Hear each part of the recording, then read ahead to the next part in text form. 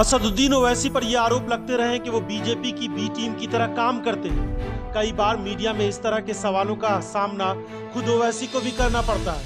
अब उन्होंने उत्तर प्रदेश में पीडीएम बनाया है। अखिलेश यादव के पीडीए के जवाब में ये पीडीएम गठबंधन बना है, तो जाहिर है इससे बीजेपी को फायदा पहुंच सकता है। तो कई तरह के सवालों का सामना असदुद्दीन ओवैसी को इस समय करना पड़ रहा है। बीजेपी भारत की राजनीति से मुसलमानों को इनविजिबलाइज कर चुकी है, यह हकीकत है। और वही ये लोग कोशिश कर रहे हैं कि सिर्फ वोट डालिए, दिखिए मत आप। ये क्या बात है?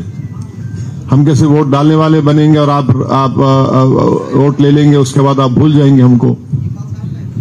तो ये बिल्कुल सच्चाई है। इसीलिए हमारी कोशिश है, और ये तमाम ये जो मिथ क्रिएट किए ये लोग, इसको हम तोड़ेंगे। पीडीएम में पल्लवी पटेल की पार्टी अपना दल, कमरेवादी असदुद्दीन ओवैसी की पार्टी एआईएमआईएम के साथ यूपी की कई छोटी पार्टियां भी शामिल हो रही हैं। इसमें केशव प्रसाद मौर्य के भी शामिल होने की बात कही जा रही है। असदुद्दीन ओवैसी की पार्टी उत्तर प्रदेश में इंडिया गठबंधन का हिस्सा बनना चाह रही थी, लेकिन उनको इंडिया गठबंधन में शामिल नहीं किया गया। कहा जा रहा था कि अगर एआईएमआईएम को 3-4 सीटें भी मिल जाती तो वो किसी तरह का कोई गठबंधन नहीं बनाते और इंडिया गठबंधन के साथ चुनाव लड़ते, लेकिन उनको इंडिया गठबंधन में शामिल नहीं किया गया, जिसकी वजह से अब उन्होंने अपना एक अलग मोर्चा बनाया है। उत्तर प्रदेश में इस गठबंधन की क्या भूमिका होगी ये आने वाले दिनों में पता चल पाएगा, लेकिन इतना जरूर है कि मुस्लिम, दलित और पिछड़ा वोट बैंक इंडिया गठबंधन का एक मजबूत आधार है और ओवैसी की पार्टी के उतरने से इसमें बड़ी सेंधमारी हो सकती है। पीडीएम जो बनाया गया है उस समाज की लीडरशिप को बर्दाश्त ही नहीं किया जाता, और कहा यह जाता है कि आप सिर्फ वोट डालिए। वोट कब तक डालेंगे भाई? 17 पार्लियामेंट के इलेक्शन हो चुके हैं।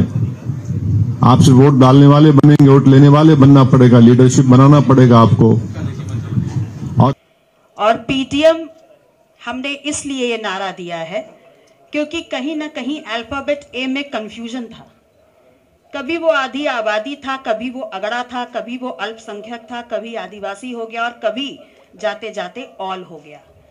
तो हमने कहा राजनीति में कंफ्यूजन नहीं होना चाहिए, पारदर्शिता होनी चाहिए।